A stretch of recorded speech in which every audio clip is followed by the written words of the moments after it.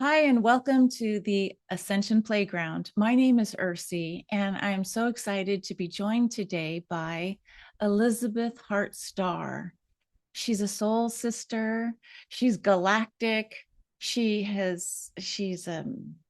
carries such wisdom, and we were getting excited about what's happening globally and in the field, the collective field, as many of us are hearing that we're in a period of time called the Great Remembering. Some are saying it's apocalyptic, that change of time with the Kali Yuga. The Hopi Indians are saying this is the time of the blue star Kachina. That's kind of a powerful image, the blue star Kachina. And we have Richard Rudd with the Gene Keys calling this upcoming year, this time we're in, as the closing of the door to go from a year of 2025, into 2026, which is a new quantum leap into a new energetic. And then, of course, we have Three Eye Atlas kind of waking many of us up to say, look up and consider that we're moving from a consciousness of duality and polarity and moving much more into quantum and a super galactic consciousness. That's a lot, but Elizabeth and I are just excited, and I wanted to learn more about her upcoming Sedona retreat. That's going to be an auspicious time, a marker in February of 2026. We're going to share the details with you, but if you feel the calling, it is only a setting for 12 who feel called to this incredible point on Earth, Sedona, the Red Rock. So welcome, Elizabeth. Thank Tell me what you. you're hearing and what's going on in Sedona. Well, oh gosh, we're, all lit up. I mean, we're at the end of, like you talked about, the snake, year. All the, all that needs to come up. I mean, this is the first year that Pluto has been in Aquarius from the beginning of the year, right? I mean, it hasn't, last year it was going back and forth over. We're in the Aquarian, bringing in this new consciousness, this new age, and the February 17th, 2026, that you're going to share the galactic points, is an Aquarius solar eclipse, and it's bringing in the red fire horse. So from the snake, like shedding, and the outer planets having gone to the 0 degrees into fire and air, and then retrograding back into the water earth, and then in that new year, that Chinese New Year of the fire horse, is like we're ready to go forward. And 3 days later is going to be the exact zero when Saturn and Neptune are the closest together at the 0 point. And I really feel like it's kind of like the die is cast. The Aquarian, your Aquarian mission, your galactic mission, especially for us who remember we came to assist in the shift of the ages. And there's a lot of us. There's enough of us to raise the consciousness into this new, Aquarius is, I know who I am. I'm a star being, I'm an earth being. I came to assist in bringing humanity into its highest evolution, heaven to earth. I feel like the nodes in Pisces and Neptune. I mean, Pisces was in Neptune was in Pisces, but the node, the north node in Pisces, and the south node in Virgo, is about healing and bringing heaven to earth. I That, love that. and remembering who we are. I love that metaphor. And this idea of the wood snake shedding what is no longer needed is very Virgonian, right? This idea of digestion and then elimination eventually. But it's this idea of the wood creating the fire for the fire horse. Oh, right. So it's interesting to bring in the Lunar New Year of the Asian tracking the moon, and then we've got the sun with the solar eclipse. So I told you when we were talking, because our technology went out, power went out, and we just held on to this idea that whatever was meant to be shared will go forward. And so we're trusting and going with the flow. But when I was thinking about this idea of light, like the lunar light and the solar light, and how we track time, this idea of the Gregorian calendar, and then the lunar new year, and then the astrological new year with that 0 degrees Aries point. Yeah. Beginnings, new beginnings and endings. I don't Yes. know, many people are feeling like, wow, there have, since that last eclipse, it's like, wow, so many friends and acquaintances choosing to leave at this time. But you mentioned we're back. And I always felt like, yeah, for everything I've journeyed with 63 years on the planet, this is why I'm here, for this witnessing of this time. Like all that fun and all that learning, all those challenges, it's like take your places and be part of the witnessing and the heart coherence, like Pam talks about. We're coming from soul tribe to soul family, like human families. Um, Yes. This time of metamorphosis. I mean, that we really are mutating, like the Richard Rudd and Ra Uru talked about 2027 that we go into, and it's more a time of sovereignty, of knowing who we are. Like, we're a whole tribe, but we're sovereign within that. I think I'm starting to remember things too. I don't know if you are, Elizabeth, but where we always felt we're a little bit psychic or a little bit intuitive or empathic, those are some buzzwords that we've learned.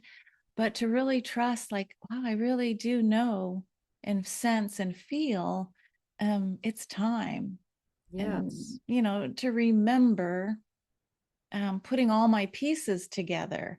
And so that always calls up this idea of Osiris being put back together by his beloved Isis. And she was the one that had the alchemy and knew how to create or bring him and restore him back to beingness, and then to father a child, Horus. So it was really this divine feminine wisdom coming back online to remember. And there's such a Mother Earth, the celestial sky and night heaven of a newt. The feminine archetype is coming in loud and clear. Yes. And I wanted to, because you just told me that Deneb Insignis is called the Isis star, and Yes. it's so strong in this February 17th, 2026 solar eclipse year, bringing in the year of the red fire horse, that star. So I was excited that it's known as the Isis star. I didn't know that.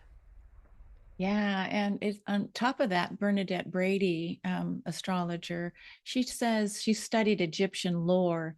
It's also the shaman star. Oh, So right. it's the one who chooses with Deneb Adije. If it's your heliacal rising or setting star, it's really profound that you've chosen a life to go ahead and have those experience of the hero's journey, and to be called backwards in time spiralically, to remember who you are and then bring that wisdom forward into the collective by just sometimes just being yourself, emanating, like nothing to do but just be and hold that vessel of being the shaman. So you don't have to be outwardly, I'm doctor or chiropractor or healer or astrologer. It's this emanation and awareness of I'm part of it and Yes. the totality. I know. I keep on thinking, wow, that there's no two fingerprints alike, and there's no snowflakes that are. I mean, it's just the universe that we're in, the galactic. I mean, it's just beyond our little kind of pea brains. Well, I would reframe that. I think it's more um I Yeah, going from letting that pea brain sit in the back and letting yeah, the heart awareness and knowingness. exactly. And I love this idea of that alignment with our higher self. And many people will choose different modalities. How do I engage with me on a soul level? And having that integration come forward now. So the horse, the fire horse, it's really a call to action. It's not about being passive and thinking about things. And so the herd is assembling in Sedona, and let me go ahead and share your information. So, Elizabeth, tell us more about what's happening in Sedona on February 16th through 21st with your upcoming retreat.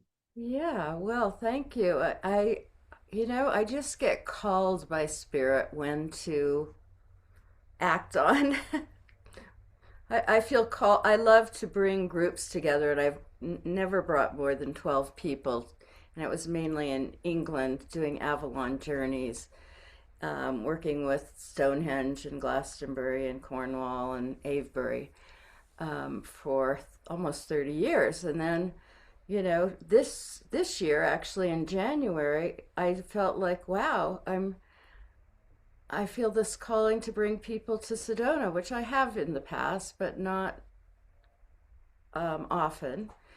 And so when I saw that Uranus was going into Gemini on 7/7 in at 7 a.m. in Sedona, I felt called to bring a group together, and it was amazing. And it was when Uranus and Sedna were close together in Gemini. And then I've been waking up in the middle of the night since January of 2025, wide awake for hours. And so in August, the first week in August, I was like, oh, I wonder which Chinese New Year we're going into in 2026. And when I saw that it was the red fire horse, and that it was a solar eclipse at the last degree of Aquarius. It's 28 degrees, I think, 55 minutes. So, I mean, it's really 29 degrees of Aquarius. And that 3 days later is the most exact zero Aries of Saturn and Neptune at that creation point that many astrologers are talking about. I was like, wow. And I just had an 18-month amazing experience with a horse that came into my life. I love this song. And Yeah. so the horse has been like, wow, this experience with the horse opened my heart, healed me of PTSD. It was just, and so when I saw the red fire horse, I just got excited that all these things are happening. And so I just felt called to a call to unite the 12 red fire horses. Whoever feels guided to go to these amazing sacred sites that most people don't know about in Sedona. I've lived here 35 years, and they're very special places. One's I call the Star Dragon Temple, a place of initiation, and another one where actually a UFO sighting in England had uh, the coordinates in Sedona, and there's these amazing domes. So incredible places here that I feel like this is a time, a new moon, where all these things happening to really open our hearts and prayers for our Earth Mother and for humanity to bring in this new Aquarian age, of sovereignty. The time shift has happened. It's such a incredible time. So yeah, So I you and Linda are going to present this with Linda doing the Stargate ceremony. yes, Linda Kubota Byrd. We brought the group together, the 12 for the 7/7/7, and then before that, Linda and I did two Stargate Merlin Avalon journeys in 2018 and 2019, bringing Uranus into Taurus back then in Stonehenge and Avebury, and so I'm really looking forward to sharing this journey with those that are called, and we do have a discount till January 7th, you know, because there's still room for more red fire horses that feel to join us. I love that you limit it to 12. It's I can get this picture of the 12 with you and Linda in the center acting as a one, and it feels very much like a star Merkaba for me. So it's that holy 12 around the one. And so it's interesting, this idea of working with the Stargate energy to connect to one super consciousness, and then to then ground with that red fire horse in the city of the Red Rock. Now, are you going to be going up to what's the famous mount, Bell Rock? Yes, Will you be doing ceremony there? yes. That's fascinating. And so, with if you could just give me a snippet of the importance of Sedona within Gaia's Yeah. matrix of Oh, points. it's definitely a portal. Um, it's definitely a sacred site. I mean, I believe every place is a sacred site, but it's this concentration of energy. Um, it's a magical place. Um, if you haven't been here, to drive from like Phoenix, where it's really deserty, and then come to these red rocks that are naturally formed. I mean, living here 35 years, I always see new things in the rocks. Everybody does. That's why, I like people to have their own experience. Sometimes I share, who appeared. Like there's this, who I see as a Buddha medicine man holding a pouch at the heart chakra. But another woman that I said, "What do you see?" And she saw this male female energy that I hadn't seen before. It's definitely a magical place. It's a city. It's known as a city of peace, and it is. I have seen it, the crystal city within the red rocks, like the etheric um, temples. Yeah, I've been there once for a workshop with Drunvalo Melchizedek, and it is one of the most spiritual places. That and Mount Shasta for me are incredible places where sightings can happen, but it's mostly about, for me, that red and blood and iron and fire horse. And Yeah. so this call to action, and Yes. you brought up Merlin and the whole Arthurian, King Arthur and the round table. It feels like you're bringing the magic of Glastonbury, let's say the heart chakra of Gaia, back to where you live in Sedona and anchoring that in. And I don't know, the word blood keeps coming up. It's like Yes. this change of our way of, you know, the blood of life, as this momentous time of change, that Yeah. we're being changed from the inside out. But it has to do, of course, with DNA, um, our core essence of what makes us be human, our souls having a human experience. Yes. And I've shared, especially for the 777, about when Sedna was first announced in March of 2004 as a planet, how this a symbol came to me. And I feel Sedna, there's no accident. It's spelled like Sedona without the O. And Sedna on the January or February 17th, 2026 date will be again at 0 Gemini.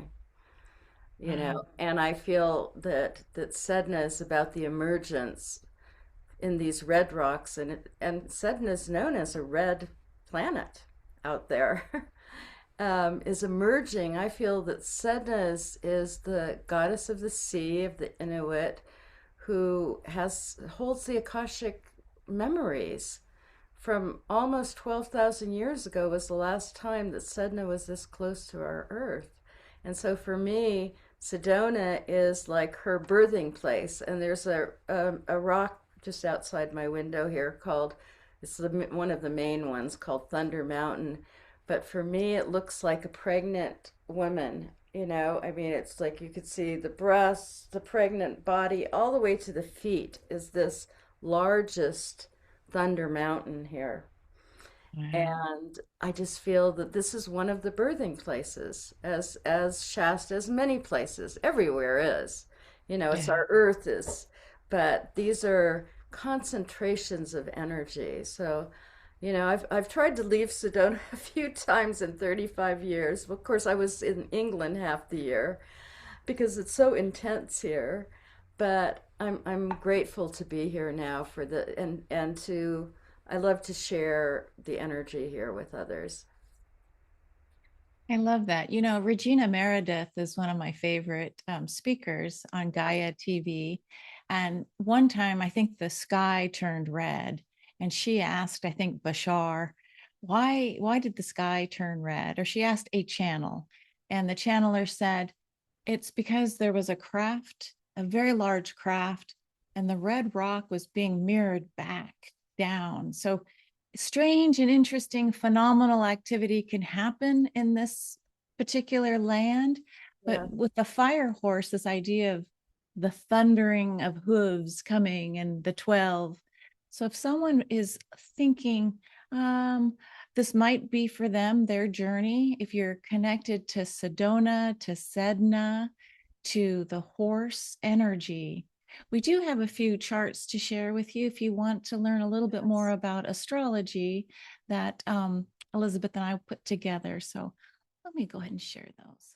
So for me, as I see it, 2026, yes, thank you, Elizabeth. It is the year of the fire horse, given the lunar new year. So working with the moon's energy. But when we bring in the fire horse with what many are calling the current age of Pegasus, so we have a celestial winged horse and a fire horse on earth working with a new dawn rising. And so if you put those metaphors together, for me, it's a calling out to each of us, if you choose to hear and to accept the bidding, a call to be inspired and to co-create beyond what we've previously imagined, but working with invisible support, our galactic team. Here's an image I just created for those of you who may be new to understanding what is that 0 degrees Aries point that I keep hearing about. And why would you call it an age of Pegasus? And it really comes into this old way of seeing in the heavens, whichever star was closest to what we call the clock of the 0 degrees, that beginning point, the creation point, when you see this red arrow pointing to that, that begins the whole new cycle where we go around the zodiacal wheel, we experience everything, we move into Pisces, the fulfillment. But then we take a quantum evolutionary leap to the next level of another new beginning for inspiration and, the launching of something that is new. So when I looked at astrologyking.com, it's a fabulous website if you're interested in anything related to the stars and astrology. One view is saying that the path of the sun, the ecliptic, started working with a star in the constellation Pegasus called Curb in 1925. So in some ways you could look at age of Pisces, age of Aquarius. Here we've got this winged horse in between. And the dotted curving line is the path of the sun, the ecliptic. So I put a circle around the constellation of Pegasus. It's a horse that's upside down in the heavens, and it has a whole beautiful mythology. But going closer, you can see we're coming from the age of Pisces. Here's the path of the sun hitting Pisces. And then you've got Pegasus in the middle, and then Aquarius. So the old fashioned way of looking at just those 12 zodiacal signs and constellations, maybe now as we make the quantum leap, will embrace this winged horse that carries Jupiter's lightning bolts. And when Pegasus hits the earth, it brings forward springs of inspiration with the nine muses. So we could say this time that we're in, this window that's going to be lit, as Elizabeth talked about, with this fire horse of the Lunar New Year, February 17th, 2026. Consider the archetypes of holy fire, freedom, and power. This is a call for action. It's not sitting back. It's very much, let's go. It's yang energy. Yeah, So I mean, now until 2027, this is like the big shift time. And so I feel like that February time, it's like the die is cast. Now, what is your galactic mission? What is I your know. mission, Aquarian mission, what have you come to contribute to this new age, this new consciousness, and just really, opening to that. And you'll know it when you find out what you're happy doing just because you love doing it or being around it. Some could just be petting my dog. I emanate that joy, Yes. and that joy factor going into the field, um, and then connecting with others in joy. For me, I really enjoy talking with you, Elizabeth. Yeah, Things thank just you. pop up, or I think I get a little bit like this well springs of inspiration come Yeah, forward. But the yeah, horse will be a big archetype that will guide us with the yes. herd into 2026. And if someone is really feeling like they want to be part of the 12 with Linda and Elizabeth and Sedona, really check out her website, and I'll put it in the show notes. Anything final to wrap up with this red fire spirit horse Yeah, season? well, this Aquarius solar eclipse, I feel like it's the power of the people, that's Aquarius. And we're seeing this beautiful uprising of the people, not waiting for, the leader, the president, the government to take care of us, but we're going to take care of each other. It's the power of the people coming together. It's like it's so beautiful. The power we have together when we come from our hearts and really love and want to make things better. Everybody on the planet wants the same thing, really, right? I mean, deep Yeah. down inside, I mean, maybe some want power. What was Jimi Hendrix? When the power of love, how does it go? No. I Instead was a child of the 60s, but I don't. Instead of when the power of love exceeds the love of power, something like that. Instead of the love of power, the power of love. Well, I love that. How beauty, love, and peace.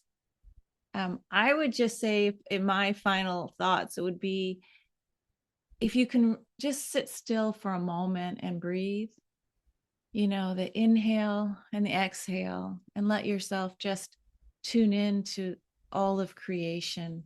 It's pretty profound to be here now. And when you start thinking things are getting a little too bumpy, or too much seismic activity happening, um, the antidote truly is, I signed up for it, I'm here. Show me more about who I truly am and the beauty that I am at my core essence. I think beauty and inspiration and engaging the nine muses with Pegasus. Let yourself be in joy if you choose it.